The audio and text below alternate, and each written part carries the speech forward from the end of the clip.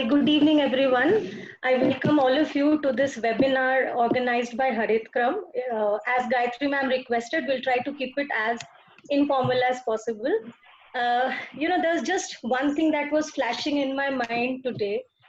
We have so many days that we celebrate, like relationship days, friendship day, Father's Day, Mother's Day, so on and so forth. These days are very popular amongst the youth, especially. So I was wondering if Earth Day or Environment Day on a global scale, if this can be popular amongst the youth who are to take this up afterwards, from here, I think we'll be able to bring about a positive change towards the environment. So with that thought, I don't think I would want to speak a lot. I'll welcome Gayatri ma'am, who has consented to join us and discuss with us and enlighten us. Dr. V.A.V. Raman, who will be the moderator for today. Dr. Shikha Gupta, another faculty member of Harithkram. All the dear students, our special invitees, Prasun Bhowmick, Lakshayog, Prerna Raman. I welcome all of you. At this stage, I think I would like to hand over to Dr. V.A.V. Raman. So, sir, can you please start moderating? Yes, at the outset, I'll surely say welcome Gayatri ma'am for this session. And I think all of you know about her very well. And only one thing which I would like to say is that why I wanted her to be in this first webinar is that she had been guiding Harithkram from its time of inception in 2012. And more than that, she had been mentoring me, and maybe I had started having thought on environment was because of her when she had been my teacher at Shaheed 𝐬𝐴 College, the Department of Geography. So, and I remember her guiding me on one of the major trip at that time of field work that we could do it to a major controversy at that time on the Terry Dam, and we could come back, create a report, and not only just present it, but present it in a bigger audience because of her initiative. And the rest she is already known to all of us as the environmental education consultant with the UNEP. And welcome, ma'am.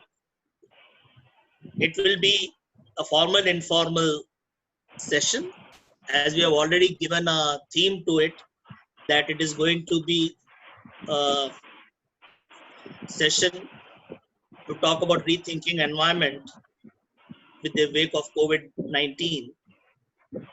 And the Earth Day is to observe with a lot of activities on the field, with a lot of demonstrations, assembling, and doing environment-friendly activities taking up, and really making everyone aware of what really the Earth means to us. But I think this pandemic, which has made all of us sit at home, now we have to really think once again at a time when the nature is really happy as to how we are part of it. So giving this as a brief introduction, I also welcome Lakshyayog and Prasun Bhowmick, who had been associated with Harithkram as well as Bhagat Singh College. They are currently pursuing their higher studies at Jawaharlal University. And we have few more, I think, Harithkram members, alumni who will be joining us in this session. With these few words, I like, ma'am, you to give us a small idea about on the theme, how to go about this for all these, because this is a set of students who are the core team of Harithkram, and next year they will be taking up a lot of activities. So I want you to address them on this day. Thank you so much, Raman. And I don't feel like a guest at all, and I feel I know you all and that you're just my family. So I really don't feel as though I need to be welcomed and then I'm a guest and all. I'm just one other person in this so many windows that I've opened up, and that's as simple as that. And basically, I mean, we talk about Earth Day. Today is the 50th year for the Earth Day celebration, which is a great achievement. Perhaps it's also a time where we sit back and look at where did it all lead. I mean, we've been talking about Earth Day, and Earth Days have been observed with a lot of actions. People have been doing things. And just as, you know, when we first started and you were talking about, you know, it's a youth day, and then we have a relationship day, we have this day, we have that day. Sometimes I think that the Earth Day, did we feel it with our heart? Did we feel it with our heart? Or was it just another day? You know, where even a friendship day or a Father's Day, there is an emotional connect to it. Because if it's a Father's Day or a Mother's Day or a Friend's Day, whatever, there is an emotional connect to it. And where you have an emotional connect, you feel very strongly about it. But Earth Day, I don't know if we did have an emotional connect to it or not. Yes, all of us have been observing. Yes, all of us have been doing a lot of activity. And at this point in time, at the time of COVID, I am just thinking, will we flourish or will we perish? This is a thought that's actually again and again coming to my mind. Because if we just observe with these kinds of activities and we don't bother about doing anything else the rest of the days, or then that is not going to help us. In fact, these days should just be to sit back and take a stock of what has been done the rest of the years. Instead of that, what we do is on an Earth Day, we take up an issue and we talk about it, we read about it, we do some research on it, we read about it, and then we do something to, you know, talk about it in some way, present it creatively or whichever way, and that's about it. Rather, I would like that the next Earth Day, the current Harithkram members, or the core team of Harithkram members, make a pledge today, and then between this Earth Day and the next Earth Day, your next Earth Day should be just what have you accomplished in this one whole year. Because I think it's important to talk about what have we done rather than, oh, you know what, climate change is happening, this is happening, that's happening. We all know that. In fact, just before we started talking here, I was reading an article about children and the COVID and the climate change. How are the children growing up? If you actually think about it, this is a very, very serious time period. I'm going to look at the whole thing, the topic, in two different ways. One is from the perspective of environment, and one is from the perspective of humans. Because at this point in time, COVID, as human beings, we are where we are in a lockdown situation because we are humans. So one is from our perspective. I'm going to have a look at it. I'm going to have a look at it from an environmental perspective. If I look at it from our perspective or a human perspective, actually, this is a very scary time. Let's look at our children. Let's look at our schools at this point in time. We feel, and you know, we as parents, I don't know, I'm sure Raman, you have felt it and I have felt it. Many of you are youngsters, so you're not yet parents, but, or maybe your parents were telling you that you are spending far too much time in front of the computer. You're always sitting in front of the computer. This is what we kept telling our children. And we wanted them, when the COVID was not there, to get out.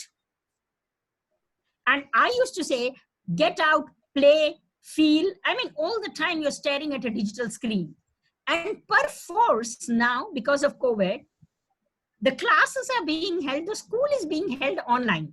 So the children are sitting in front of the digital medium for a very long period of time. One wonders what kind of an impact it is leaving on the children. We first were telling them, don't sit in front of the computer, go out. And they were not going out. And now we're telling them, sit in front of the computer, and this is where your teacher is going to come and give you lessons, the university lessons, the school lessons, everything is now being done online. So you are forcibly, and is that that good or is that not good? We have to look at it that way. Sitting for such a long time in front of the television screen. And if you look at the teens, and I'm sure you boys will agree with me, your parents are on your head right now, telling you, did you do this? They can be very irritating. I'm a parent and I know that I can be very irritating to my son. I can't help it. And I think it's just my tendency and I should be irritating him. So now that he's in front of me, sitting in front of me all the time, I'm irritated. So if you're a teenage student, you don't have your friends to talk to. You're perpetually being, scrutinized or at least looked by your parent all the time. Right? So if you look at all of the psychological, the physical, the emotional, different dimensions of what COVID has done to our students right now, being on a lockdown situation, that is one way. But also think of those children who were getting their midday meals, who were going out and getting their, the poor children who were going out and getting their midday meal. School was the only way out where they would go there and get some friends to play with or get someone to connect with. All that is stopped. Life as we know it has changed. So totally changed for human beings, right? As a senior citizen now, I accept it because I can take my life at a slower pace. And I'm saying, okay, if I'm at home, that's fine because I've got to be at home in another 1 year or so. So that's okay with me. But think of all the young people forced to remain at home. So why did this situation come at this point? So this is from a human perspective. And we are getting used to living with less because you're not expected to go out and keep on buying things. So you can't go out, and that consumptive behavior, which is so characteristic of us humans, is now strongly put at hold. Because one, you just can't go out and all the shops are closed, all the malls are closed, everything is closed. So you're not really going out, right? So the consumption has gone down and you realize you can live with less. You can definitely live with less. And all those habits that we kept on saying, oh, we should use resources less, we should use this or that. We talked about it in all the Earth Day, all the World Environment Day, all of those days. But this Earth Day, we are forced to actually practice it. You really don't have a way out. You're forced to practice living with less, right? And telling you the importance of outdoors when you're forced to sit in front of the screen 24/7. So there is a lot of lesson, the importance of outdoors, and we look out. What do? We go out to the balcony, we look out, we have trees, we have whatever it is. Oh, we are hearing a lot of bird sounds. And there's this WhatsApp message going, oh, today one came. In Mumbai area, you had so many flamingos flying around. So there was this friend of mine who sort of texted, we had gone to Kenya at one point where we had thousands of flamingos at one lake. So see, doesn't this remind you of that lake? This is Mumbai today in the morning. So when we are looking at all of that, there is also this talk going on. So in a way, the environment and the earth is forcing you. It's actually forcing you to look at things and to act all those things that you've been talking, but you never did it. We talked about reducing, we talked about this, we talked about that, and we're not doing it, right? But at the same time, there is also this fear. If I was a young child and I'm always perpetually in fear, I must be so anxiety ridden. Oh, COVID, what will happen? We thought it won't affect children, but we know that it affects children. But only difference is it doesn't affect children in such a strong way. I mean, it is not fatal to them, but it's still, they are susceptible to it, right? So what is happening is that the anxiety, climate change is happening. We are going to expect a lot of climate issues. We're going to have, imagine if I was a child constantly being reminded that some doom is going to happen. We have COVID now, we have climate change tomorrow, we have something, and then that scary thought of living. And if you were a sensitive child, you will be growing up really scared at this time.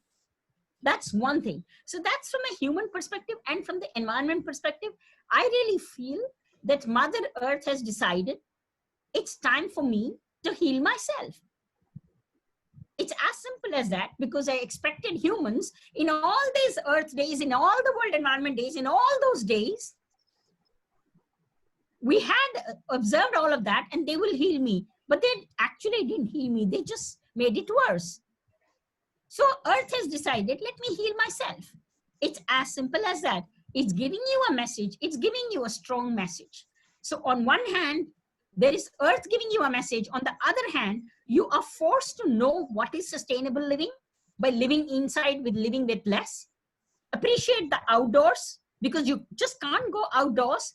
Appreciate the birds because that's all you can get to see now, apart from your father or mother or your brother. Right? So you are forced to look at a lot of stuff. So if you look at these two things, two perspectives, one from the environment perspective and one from the human perspective of, the human beings, the question comes up, once this all goes away, will we change? Will we change? What will happen post-COVID? As you just said, the question comes, some of these students had framed out some questions to be asked to you on the theme. So I like to have that interaction, let them ask the question. Yes, please, and fire away, fire away, so fire away. I would like Subhashish to ask the first question. Yes, Subhashish, go on. Good evening, everyone. So my question to ma'am is, ma'am, how this crisis would act as a reminder for the global community to collectively work towards global warming and climate change to prevent another major catastrophe in the foreseeable future? I don't know. To be very honest, I think we are all looking at it in a different way because we are looking at right now what is post-COVID. All there is a talk that, media is the only source. And then we are looking at it, what will happen to the GDP, what will happen to this industry, what will happen to that industry. All of that is going on. And everybody is waiting as though everything will become okay now. Okay, in 1 year will be okay, we'll get a vaccine and we'll get a medication and then everything will be okay. So COVID goes and maybe something else comes. Because we are forgetting why COVID happened. And that is in your question, which is, why did COVID happen? COVID happened because of the way we've treated with the environment. We've connected with the environment. I was just talking to Raman the other day. You look at SARS, you look at MERS, you look at Ebola, you look at bird flu, you look at swine flu. All of them have the same root, which is they are passed on from wild animals to humans. And why were they passed on from wild animals to humans? Because the habitat fragmentation, habitat loss, and wildlife trade, the way we were trading on wildlife and, doing things, all of those things, and the way we were doing, wildlife captive breedings and all kinds of stuff, we were messing with the wildlife. And that's the reason why these zoonotic diseases came in. That's the root cause. You connected it to climate change. The root cause is these zoonoses, but then again, biodiversity, climate change is also one of the reasons why many viruses and pathogens may come up tomorrow. If it's not COVID, it will be something else. So the idea is, the lesson is on the root cause being environment. To be very honest, I am wondering whether we will address the root cause or we will be reactive. At this point in time, we all realize, one thing is now maybe the protective gear, masks, or those industries will flourish more because you want to prepare your reactive. You're looking at, how can I prepare myself for the next attack that actually happens or next bad thing that is going to come. But I'm not addressing that I should not have a next bad thing, which is where you address the root cause. Thank you, ma'am. I doubt whether we'll do that. Mansi, you had a question for ma'am. Yes, sir. Good evening, everyone. Would you agree that the global pandemic has opened the floodgates to a digital India like never before? How does such a development affect our environment and biodiversity? Okay, I think that's a very, very important question. And I was just talking about it initially. I said we were screaming at our children not to sit in front of the computers, and now we are forcing them to sit in front of the computers all the time. So the idea here is the digital India is definitely, I don't know, I think it's just a big, big boost to all the IT companies and all those companies that are providing the Zooms and the Ciscos and everyone. They are just reaping the whole harvest at this point in time. they're doing very good, and I'm sure they're going to go up in their profits. But the downside of this is, as I said, while that becomes, you could have two reactions. These companies and these things, you'll get better and better products, better and better IT products, and the kind of digital products that comes out into the market. That will definitely happen. The better Zoom, the better Cisco, the better Talk, the better everything, like how we keep getting mobile phones every 6 months, new ones, that might actually happen. That kind of industry might go up. But on the other hand, I think Raman was talking, we will also have a lot of electronic waste. So the kind of waste composition might actually change quite a bit. The composition of waste might change quite a bit now after this, especially if you look at, I mean, I think he was talking about the e-waste. So what will happen is you're going to definitely have more e-waste. With a lot of digital India, everybody becoming more and more dependent on all their electronic gadgets and electronic stuff, right? Which is all good. It enhances communication, but at the same time, if, as I keep saying, something comes from somewhere, nothing comes from nowhere, right? So you are using resources to produce something. So the idea at this point is, I would rather take a lesson of living simply rather than how can I come up with a more magic, wonderful product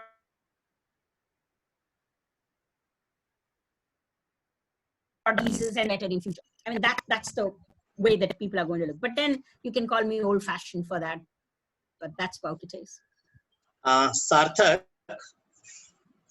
you are going to ask a question. Sarthak, you're not audible.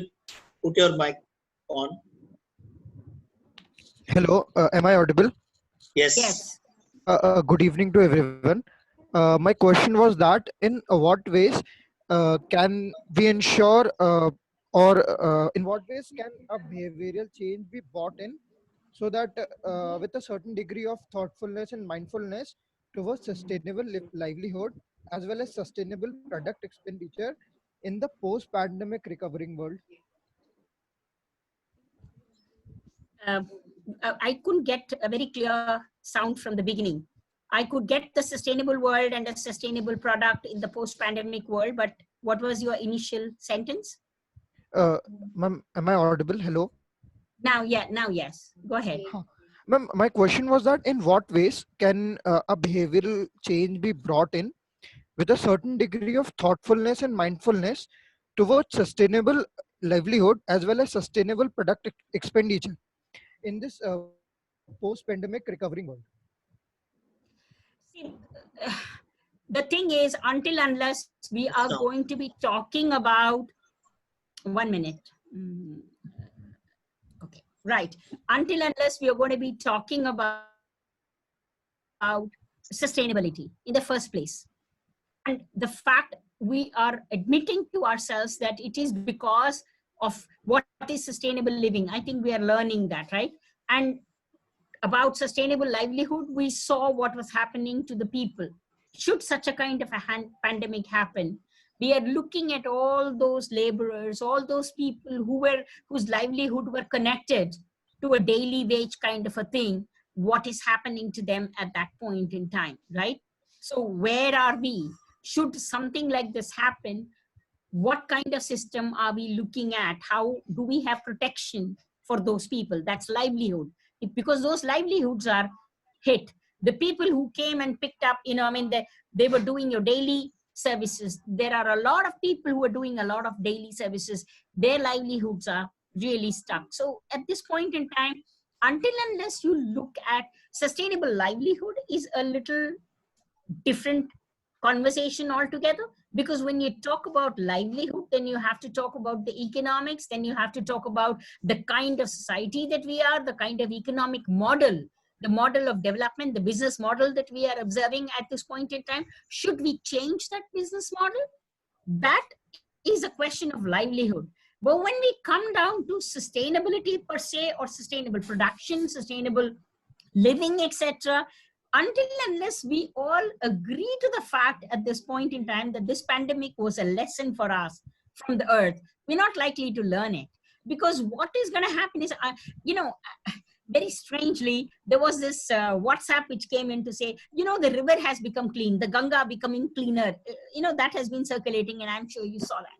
And then there was a comment, we should not talk too much about it, because tomorrow, then people would start objecting to the industries, because you're giving licenses to the industry, you're doing all of those things. Then if you talk too strongly, then they're scared that if we send this message too much about how the environment is becoming better because we are all locked inside, people are afraid that when you go back, you might not be able to do your work or carry on as usual or business as usual, which is right. You can't carry on as usual, because if all this air quality, good air quality that you're seeing, the good water that you're seeing, all of that you're seeing, it will go back if you get back to the same model that you've been observing before. But the question is, are we listening? Are we listening to the earth, or are we just talking to each other? If we are listening to the earth, and I think we need to now take a stock of the kind of model of development that we are looking at, and really take some hard, strong, aggressive actions. If we don't, then this lesson will just keep on happening again and again. And we'll just be reactive and we'll not be proactive. Thank you, ma'am. Thank you. That's a nice. Now, ma'am, Argadeep will ask you a question. He was telling me that he will surely like to put the question.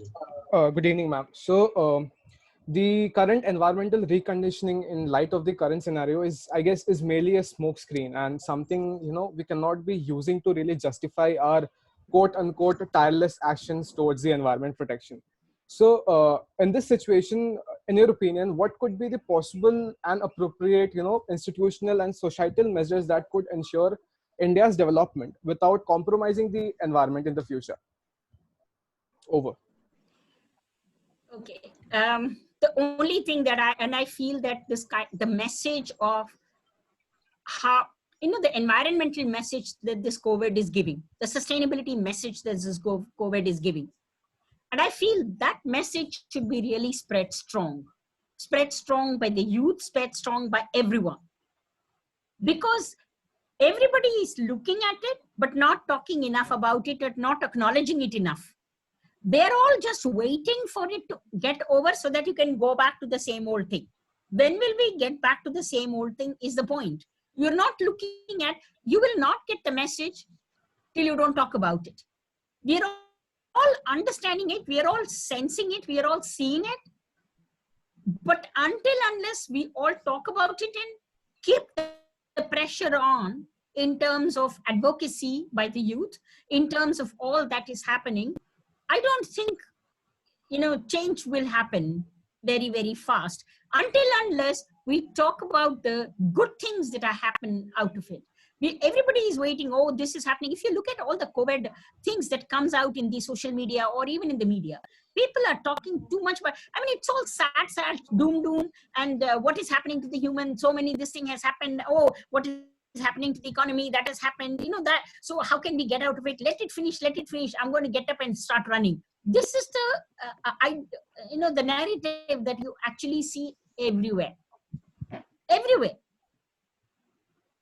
And if you even talk about the sustainability, and even, I won't go far, even in my own home, if I start telling it, I can say that nobody is going to listen to it.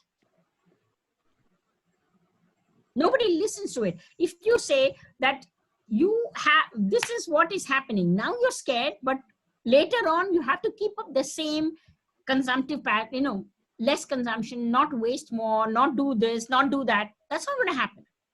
You'll still go back and splurge again, once again, unless we all actually feel it from our heart. As we say, normally, there are 2-3 things that make a change happen. One is an emotional connect. How emotionally are we connected to a certain thing will decide on how we are going to react to a certain thing, right? So if the emotional connect is very strong, then the change happens. But our emotional connect, unfortunately, to me, is misplaced in a different direction at this point. We're all scared. We all want to get out of it. We're all looking at whether my salary will be there. We're all looking at all of those things. Our emotional connect is in a different location. So to get that emotional connect going on, you have to socially be cohesive, like to get everybody together and talk about the good things of it, which is what has happened to environment, and we should sustain it, we can sustain it, kind of a thing. That has to be there. And something which I was concerned in the morning when we were talking, Shreyan is raising similar concern. Shreyan. Good evening, everyone. Good evening, ma'am. My question to you is that given the biomedical waste is one of the major contributors of hazardous waste across the globe, and that tons of these have been generated as a result of the COVID-19 crisis, in what ways should the disposal of such waste material be handled so that it doesn't bring about any adverse effect on the nature? That's all, ma'am. You asked a very good question. Yesterday, we were having this conversation with my own team when we were having an official meeting. They were all talking. We were talking about, in fact, we were doing a program. You know that we are doing a program on Tide Turner's Plastic Challenge, trying to encourage people to use single-use plastic, do away with single-use plastic, etc., etc. All those programs are happening. While we are trying to get that program going on and getting all the youth and everybody to work with us, the actual reality now is the single-use plastic is going to go up. Why? Because your personal protective gear, many of those things are made out of plastics. And right now they are going to be, imagine the amount of PPEs that is going to be discarded. And that is a biomedical waste. And the rule right now, the law right now is to incinerate it, which is really worse because you are incinerating plastic-based product. Because you want to get rid of the virus. There is no other way that you've thought of it at this point in time. So they are all looking at how can we produce the kind of plastics that are used, should be chlorine free, should be this free, should be that free. Otherwise, what will happen is when you burn it, when you incinerate it, it's going to have very, very severe repercussions in terms of air quality, in terms of air pollution, in terms of many things, right? So we are looking at what kind of plastic should come in. But at the same time, as I said, things should happen parallelly. But the issue is it happening parallelly? Just a second. Is it happening parallelly? Because right now, everybody is worried with getting a vaccine, getting a medicine. So all efforts is going towards protecting yourself. You're not looking at the issue that you have raised at this point in time. And apparently, this was precisely the point that was discussed. What will happen to the biomedical waste? But for now, there is no other guideline except to incinerate it. So, I mean, there you are. This is a very, very, very, very strong point and a very, disturbing issue that's going to happen.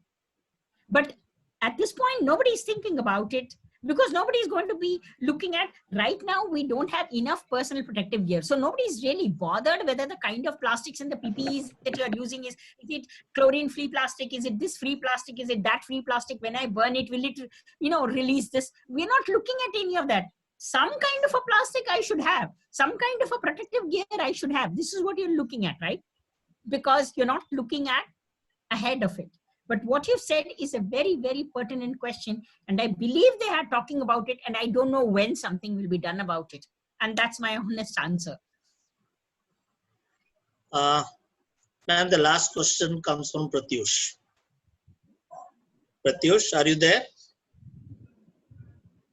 Yes, sir. Good afternoon, good evening, everyone. So the question is, ma'am, as you even mentioned about flamingos appearing in Navi Mumbai, the sky is becoming clear, the river are becoming cleaner. So the question here is, how can this revival of nature, that is a result of the lockdowns imposed during this pandemic act, can bring about a positive behavioral change in people's attitude, and that for the good of nature? Can can bring a positive change when you people from Harithkram take this up as the big thing. You are so good in your social media. You're so good in the kind of work that you guys are doing. What you should do is talk about it more. Talk about it that, okay, now from now on, we make a pledge that we will do. Because this is also the point where people are going to be listening. One second. I'm just shutting it off. So at this point, people are looking at, they're scared. Everybody is listening to anything with the COVID thing, people are listening to it, right? So if you now use this opportunity of the COVID and talk about, as I said, the cleaner water, the cleaner thing, and make a kind of a campaign to people to say, look, we can sustain this. All we need is to have a change in our lifestyle, change in the way we behave. Is it a time raising pertinent questions in your social media? Raising questions, do we change? What is a new normal? We keep talking of a new normal. What does a new normal look like? How should we behave? Should we change? These are conversations that should come.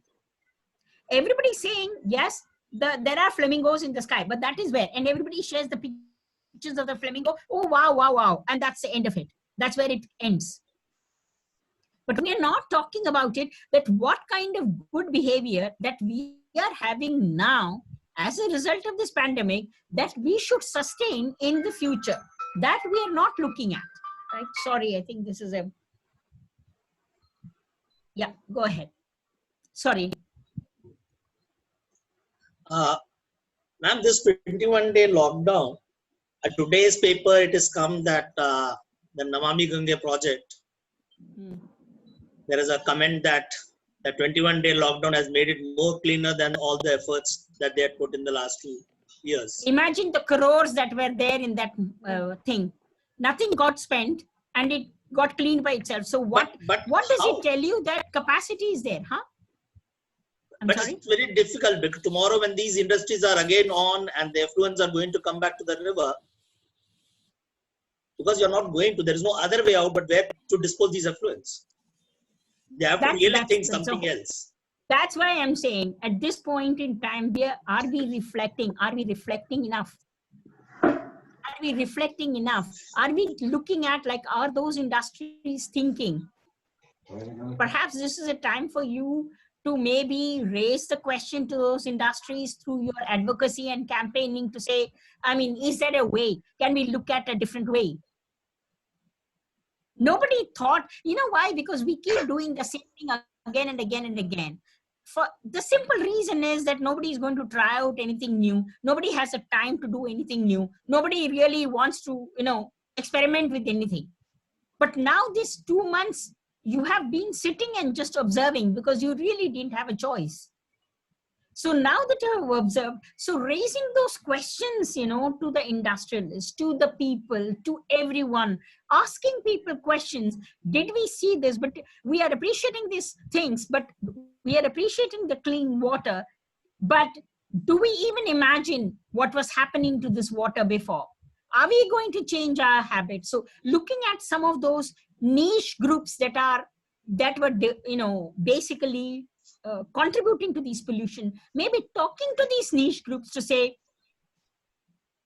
is it time for you now to sit back and look at alternatives, options, better options, and a more sustainable option of getting rid of your effluents and things like that? There are ways and means. Actually, there were.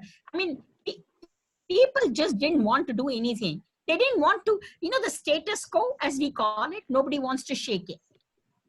Let it remain the way it is. We don't want to shake any of our status quo. And that is a general tendency for people, not to shake it. We want to do the same thing. We actually organized a 40-minute session. Okay, go ahead. Your second session starts. But we got, this is extended because we have got a free upgrade, it seems. Oh, I see. Okay. So, right. Argati had put a request yesterday and they have given a free upgrade. So, we are continuing with this session till it goes on. I like if Madam Jyoti Vaishnav wants to add something at this stage. Yeah, please. Then I'll give it to Argati. It's only me answering. Please, I would like a conversation to be between all of us. Hello, good evening, ma'am. Good evening. Ma'am, in fact, whatever you have been saying is very true, and my fears are furthermore because my feeling is that it is almost like the tip of the iceberg. Maybe we are not imagining that we may have problems which may be even worse than this. And there is a what really bothers is that there is the idea, the whole thing is revolving around the economy and economy, and getting back to where we started with. One second, please. Madhavi, I'm in a webinar right now, please. Yeah. I'll call you. I'm sorry. Okay. Right. Okay. Right. Sorry, that's an office work. They've been continuously pinging me. Okay. Go ahead. That's all right. Yeah. Yeah. So, ma'am, my concern is that I'm not so much bothered about the lockdown because it will open someday, but the problem will not be over. It may come back in a worse way with more pathogens, more viruses, and 100%.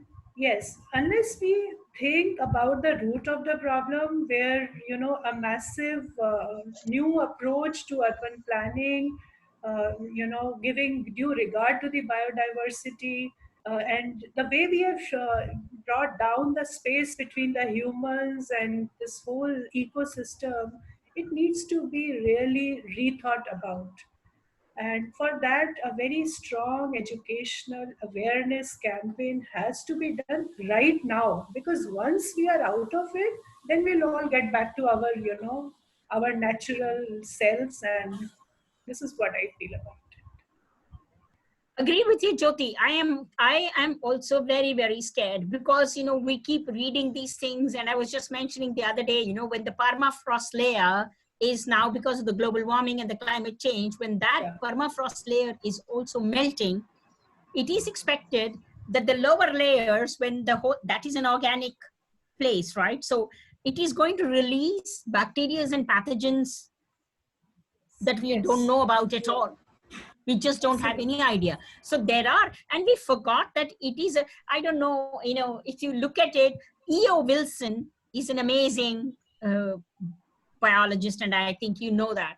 When he writes, we forgot about these small bacteria and the viruses. I think they are far more larger in numbers in the world than us. Yeah. And I think it's a question of an evolutionary thing, isn't it? I mean, look at the virus. It found a very convenient evolutionary path to grow up, to increase in numbers, to to put its dominance through humans. And all along, we humans were thinking around, hey guys, we are the thinking people. We have such a lot of power. We have such a lot of brain. We can do this, we can do that, kind of a thing. We never realized that one little virus has sort of taught us quite a lot of stuff. But provided we are going to take that lesson, as you rightly said, are we listening? Are we going to take that lesson? And even education, I think education per se also should change. We are still educating our young people. And I keep saying, oh, sustainable development. And I said, I'm sick and tired of hearing the word sustainable development. It has been around since 1990, and yet no sustainable development has happened. We only becoming worse and worse. The ecological footprint is increasing. The earth overshoot happened in 80s only. So if you look at it, what sustainable development are we talking about? Because the generations that came after the 1990, when the word sustainable development came into existence, we only were growing up in the path of development and not sustainable development. We still, our colleges are raising our students so that they can fit in, become better architects, become better IT persons, become better builders, become better engineers, become better. We are not raising them up, in the same economic model. The economic model: produce more, use more resources, produce more bigger things, smarter things. This is the path that we've been having, and even our younger people are growing in that path. Even now, this is the point, many students who do such a lot of environmental action when they are in the school, in my lifetime, I have seen it. When they come to college, they lose it. because they are open to market forces. When I asked them that you were so active in school, you did so much of work in school, what happened to you when you came to college? Ma'am, we have to get our career. It is my job I have to think of. I have to look at what kind of job am I going to get. And the market forces are there, and the peer pressure and the other pressures are there, and kind of role models that we have that they want to live up to. So everybody has been running in the direction of development and not in the direction of sustainable development at all, in my opinion. And that is one, we need a drastic change in the way we perceive education, we perceive growth. All these words, the growth, development, education, all of them, we have to have a rethink on what these words actually mean. Absolutely. Yeah. Thank you so much, ma'am. Over to Raman. Argadev, Yes, sir. I'll take it from here. So we start with the second session, even though continuing in it. Yes, sir. So, ma'am, it was really enriching listening to you. Now, moving forward, I would like to invite Mr. Lakshayog to share his views on the youth's perspective in regards to the environmental protection. Over. Hello. Am I audible? Yes, you're Yes. Yeah. So I think the stage is all set. Already has been set by ma'am and the discussion further. Since I'm a student of human geography and more into social theories, and I have been trained into urban theories per se. So I'll keep my focus on that by talking about the topic which has been given to me, which was about youth perspective on environment. So the topic which I'll be talking about is titled as Youth and Dissent: Role of Youth in Environmental Politics, Stewardship, and Empathy. And as ma'am really pointed out, we really need to start questioning the basics, such as the market forces, such as the role of the economic model which we follow, and picking up from them. I talk about that all of the nature which we talk about even in city. Harithkram has been working on Satpura, which is just back inside the college. We have taken a walk to Jahapana. All the nature has been talked about in a very depoliticized sense. I mean, we have not looked into what are the forces in the city or within urban planning or the different textures which have been producing such spaces. So why is Satpura, which have been made into present, is in the present condition? So we have never questioned the power which is in play, be it the bureaucratic power, be it the power of the market. And we know that society and nature both co-produce each other. So the way we understand nature is itself come from our own conception about ourselves. And of course, so one of my previous mentor from IT Madras, she says that it's something which is called a social total fact, which means that there is something which brings us together. Never before, other than COVID, something has brought the humanity together. I mean, we people never came together when talking about poverty. People actually never came together even while talking about environment. But COVID has something which has put us everyone on the same platform, and that's why COVID is something which Marcel Mauss is called as some total social fact. So it brought whole the humanity together, and this is the time when we start to question about the basics.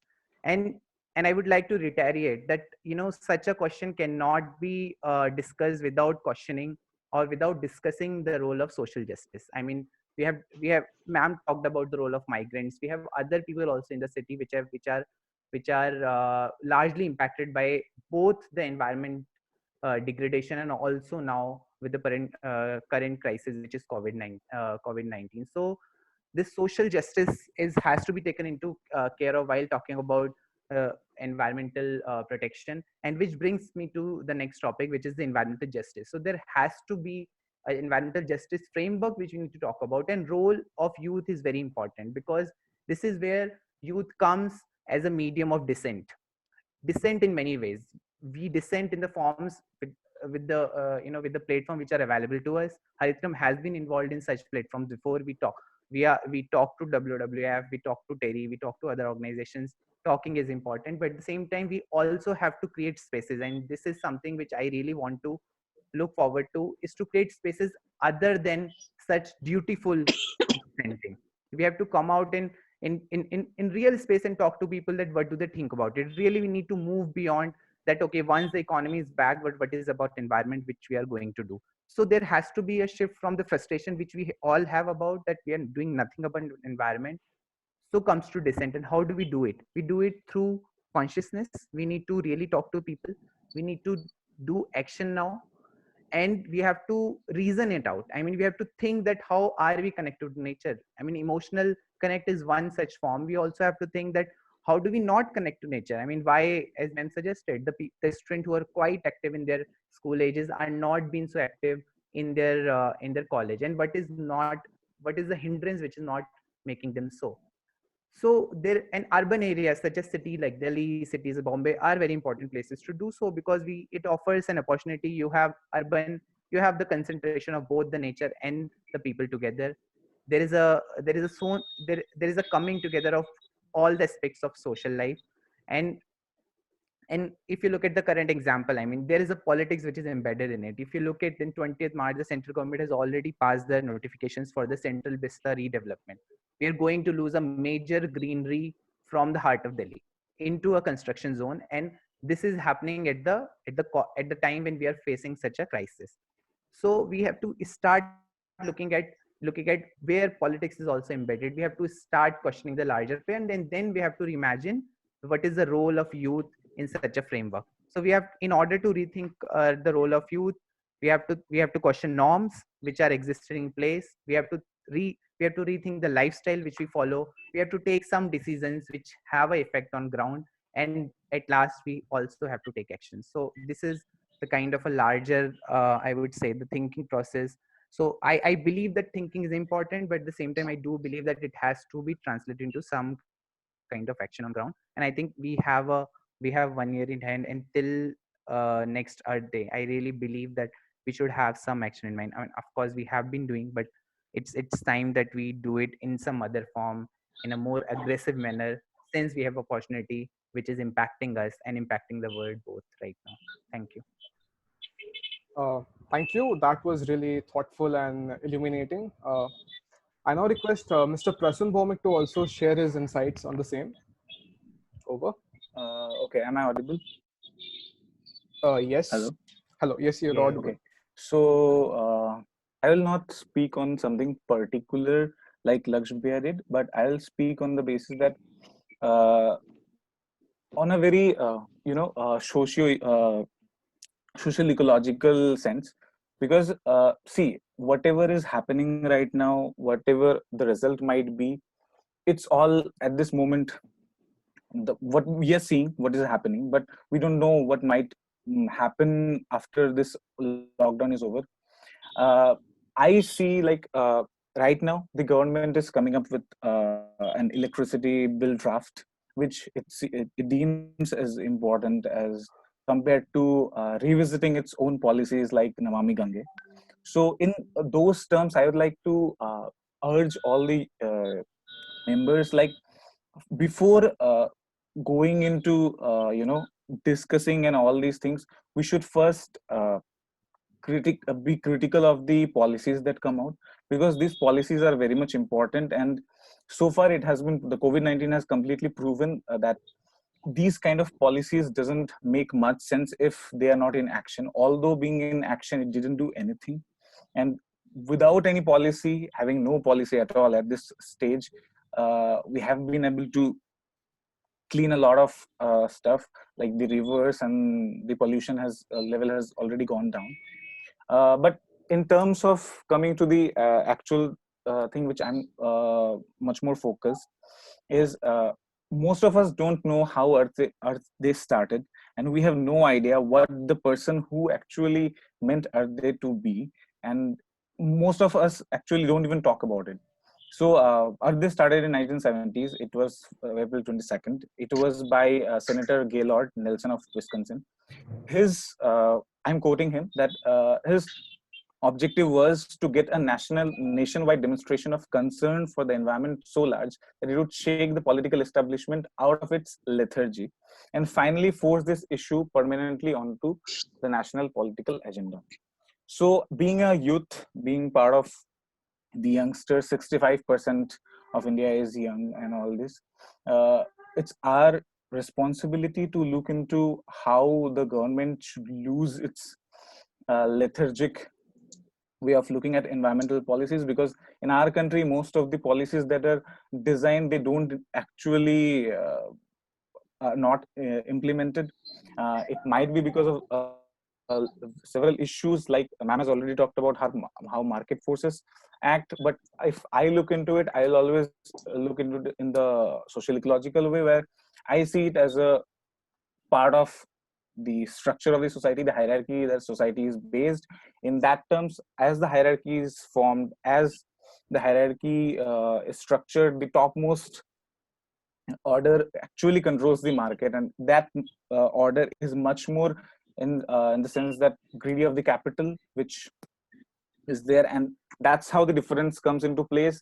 Not only that, the capital and the greed of wealth comes into place, but we have also looked into to the our social practices we do, because pollution of Ganga is not only related to industrial affluents that are released, it's also related to how various social practices in India is concerned, that are practiced. And being, if we come to the youth, roles of youth, if what we can do within this period and after this period, I'll say there are always conventional methods of planting trees and all, but I don't know how much these are helping. But there are also unconventional methods of conservation, because conventional methods are already been done by various people.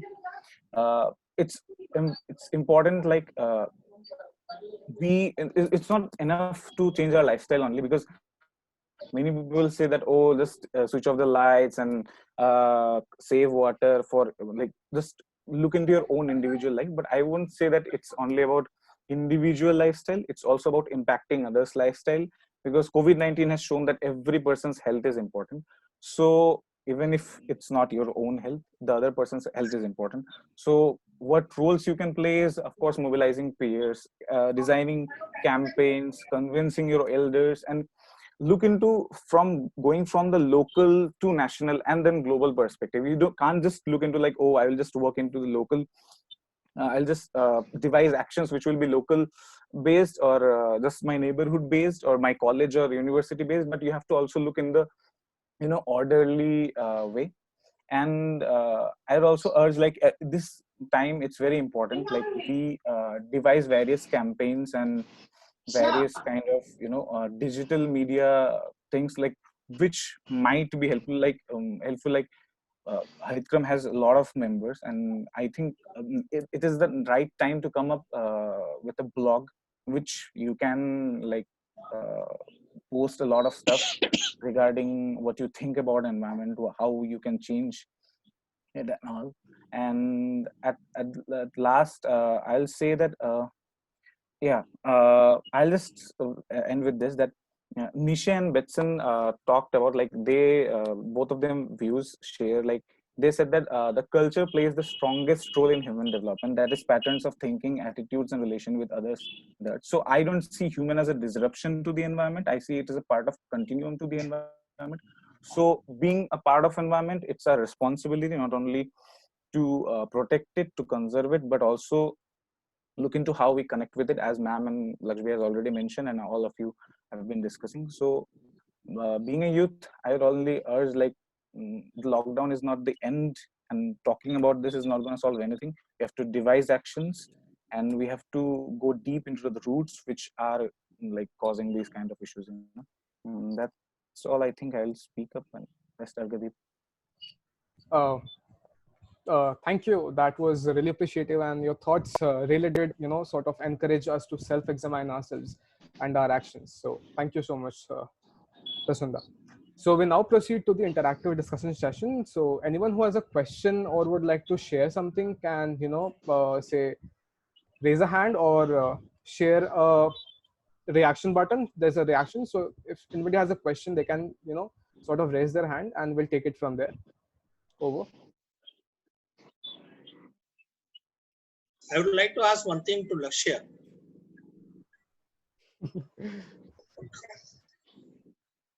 Lakshya in his talk just Yes, talked sir. about getting the biodiversity getting impacted further with development work in Delhi. I just Mhm. wanted to ask you with the Satpura thing which you're talking about. Mhm. Is the Aravali Biodiversity Park, there was a major plan in the Gurgaon section. Mhm. The whatever is the protected biodiversity park which they're saying, even that they wanted to disturb with a major road project. Is Mhm. that still on or any idea that you have? I think I am Gurgaon and other. So there's a. I mean, it's very surprising, but yeah, Gurgaon has a very strong civil society group, which is ran by a person called Mr. Dhamsana, and it's called I am Gurgaon. So I am Gurgaon followed and protested for that PWD. I mean, road which is supposed to dissect the Aravali Biodiversity Park. For now, it has been halted, but I don't know it has been dropped altogether or not. I mean, for now, they have halted the project because there is a very strong lobby coming in, because a lot of people from protested. A lot of the environment activities also wrote to the government, so it has been halted for now, but it has not been dropped altogether, so it's not been scrapped as per se. So I mean, it might come up, you never know, it might come up during COVID also.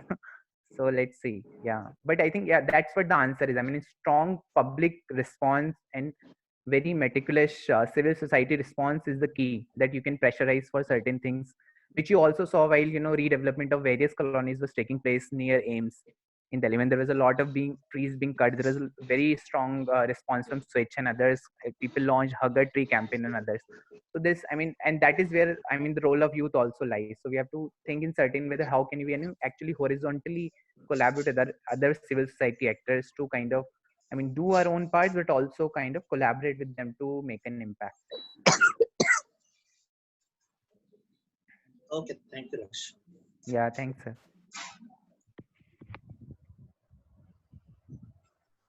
Anyone who has a question can. Sarthak, please go ahead. It's not a question.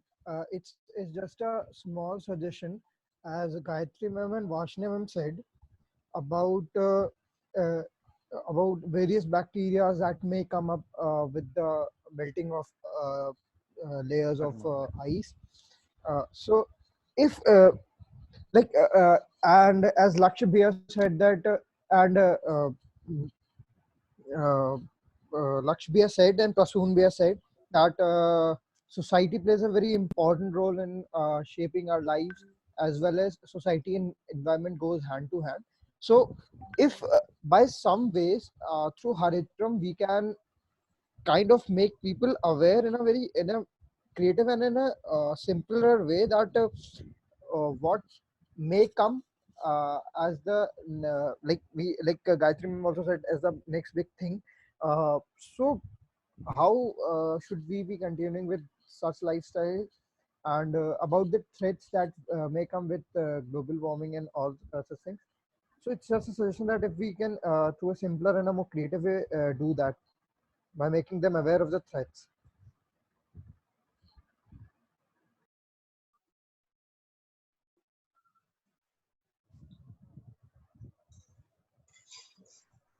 So maybe, sir, you can start answering, and maybe or Prasun Bhai or Lakshya Bhai can take it forward. Uh, Maybe sharing their thoughts on the same.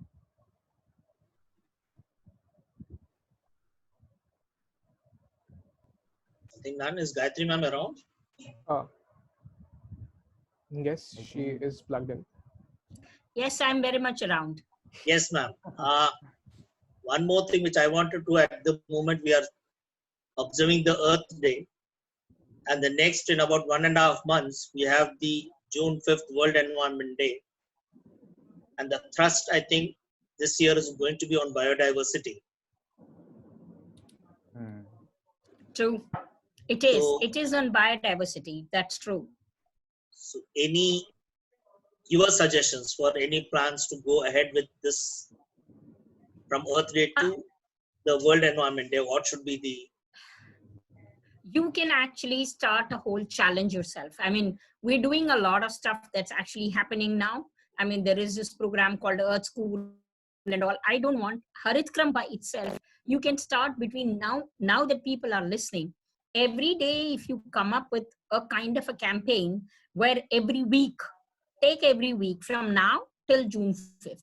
Every week, highlight on one thing connected to COVID and environment at this point in time, right? And invite comments on that. Invite self-reflection on that. I mean, you can divide that challenge into 2-3 things. One is the fact, which is, for example, if I say today, one challenge is like, if we, as I was just trying to tell you, the fact is that whenever we talk about biodiversity, we're talking about bigger animals. The tiger, the lion, the bigger organisms are always there. We never talk about the smaller, what we call as the microbes, which have made our life miserable at this point in time. But that constitutes the largest biomass, so to speak, right? So maybe you can start something with that group of organisms. This is biodiversity, but then slowly weave the COVID into it. You don't have to say COVID, but what I'm talking about is these kinds of zoonotic diseases that comes in, all of them are zoonotic diseases. The only difference being that the transmissibility of COVID is so easy that it has started spreading so much. Otherwise, the SARS, the MERS, all of them are zoonotic diseases only, except that the way of transmitting was a little different, right? Some went through blood, some went through water droplets, some went through something else. But they're all coming from microbes and pathogens and viruses and everything. That constitutes one of the largest biomass sections and perhaps one of the least understood. We don't understand it. We don't even read about it. Whenever we are talking about biodiversity, we talk about big things. The big forests, the big animals, the big mammals, the birds, the big ones, right? So maybe you can start something and connect. Every week, take something and connect these viruses, concentrate on these smaller microbes or smaller forms of life, and then take that and then, maybe give a fact, maybe give a self-reflection, look at how is it beneficial to us or how is it harmful to us and what can we do to those and what can, some kind of course, it will take a little bit of a researching from your people, from your Harithkram people. But every week you can take up a certain group of these things, explain it, maybe even people will understand it better. Like, for example, I was reading that people got, the bats are spreading it, so wherever I see bat, kill it. The bats are spreading it, so I now see bats as something which is like, like an enemy for me. But bats are pollinators. Bats have a very strong role to play. So sometimes we may be giving a very wrong message. So, but dealing with these microbes in a very scientific manner and trying to tell them what is their place, what is their function, where should they be, kind of a thing. Giving more knowledge, giving more awareness, making people reflect on things. I mean, every week you can take a section of one of this and then do a kind of 2-3 things on it. Maybe produce a small video, maybe produce a small write-up, maybe produce a small, action, whatever. 2-3 things that you can tackle every week. Or maybe share just a video. I mean, you don't have to produce one. You can just do a good research and then take out one. Fine, ma'am. Thank you, ma'am. We have Upanita Dey. She has been associated with Harithkram in the past, and now currently she is pursuing her master's from Ambedkar University. Upanita Dey, over to you. Hi, everyone. Good afternoon. Thank you, Argadeep. Am I audible? Yes. Yes, yes. My question is like, it hit me when ma'am was talking about youth as a whole. So my question is that given the recent crisis, I think the lesser talked about issue is the mental health of people. Here, my concern is of the youth, since we are the ones who will, will show, sincerity, will help in the bigger good, which I'm assuming is the environmental good. So my question is that if that gets damaged, like it is, I think the mental health issues have gone up really drastically in the recent times, especially during this crisis, since all of us have been shut down to our respective homes.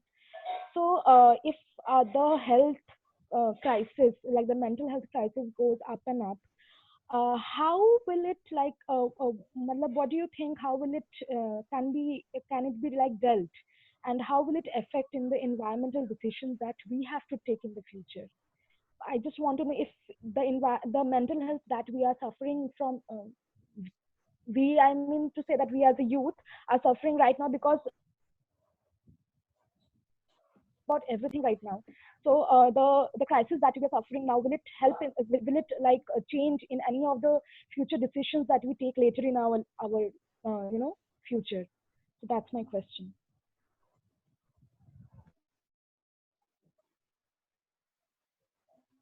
Ma'am, will you take it?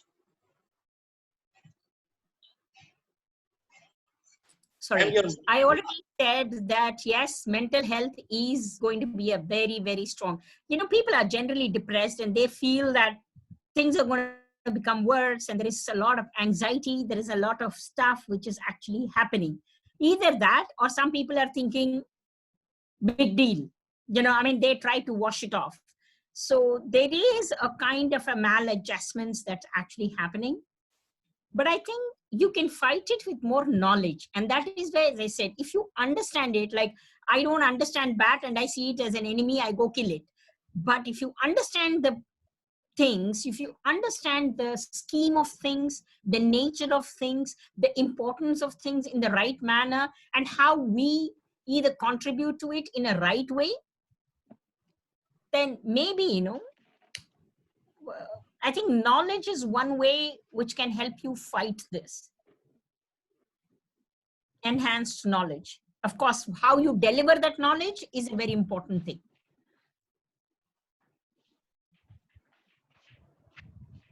Thank you, ma'am. Do we have any other questions, or anybody else would like to share something?